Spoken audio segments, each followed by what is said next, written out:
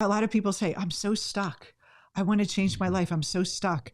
And it's because they think it's something they have to do, something they have to fix about their childhood, instead of what's the next stage of my psychological development that I can step into.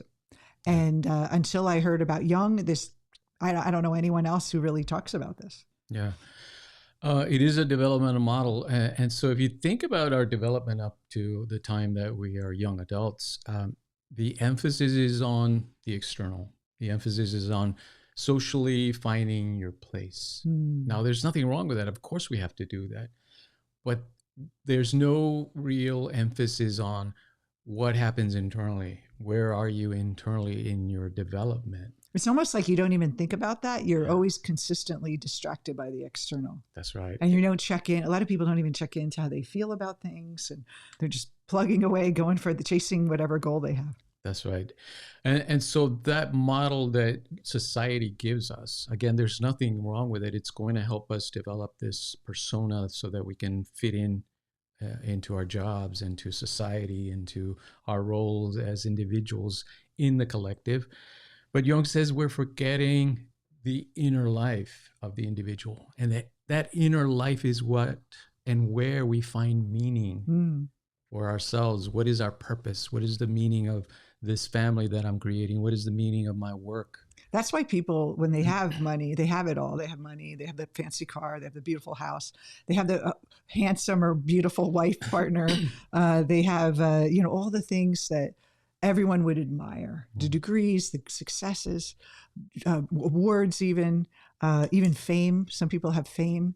It's not enough. It feels empty because that's not where fulfillment is. They think those things will fulfill them and they end up not. And that's the de-individuation. You end up chasing like in a mirage in a way in life of trying to find fulfillment when it's right here already. It's like right here in this moment, we can have it. Yeah, the consequence of that de-individuation pressure that's coming from society, of course, is tremendous.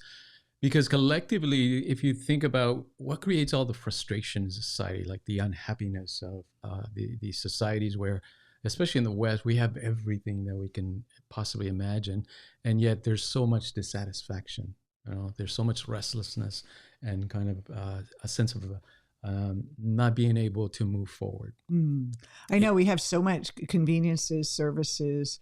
Of course, there are homeless people, but it's like a minority compared to most of us in the West. We live, pretty abundant lives. And think about 100 years ago, the conveniences we have and the clothes, disposable clothes. We don't wear the same outfit every week, all week, like we did in the 1700s, where you had one Sunday dress and the one clothes you wear every day.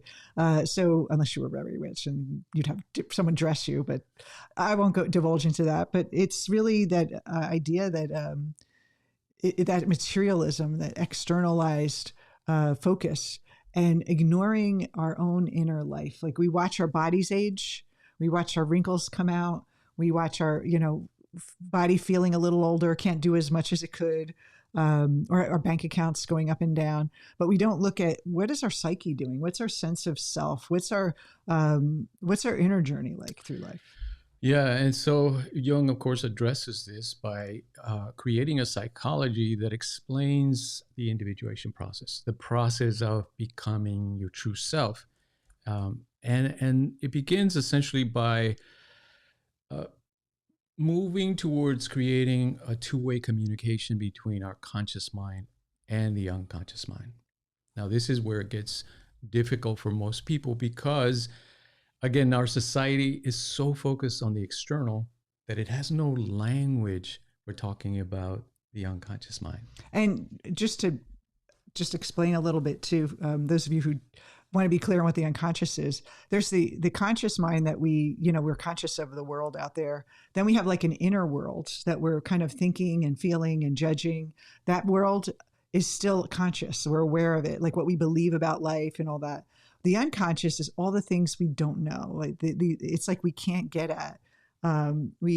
It's just like, why do I keep repeating the same pattern? You look at everything you do, examine your thoughts and feelings and get the same result. But even if you change your thoughts and feelings, it still ends up the same. It's unconscious. So it's like that other level you have to go to see what is happening on the deeper level. And also too, Rob, I think that, when I first started, the unconscious was like, fix it. So it gets you my goodies out there.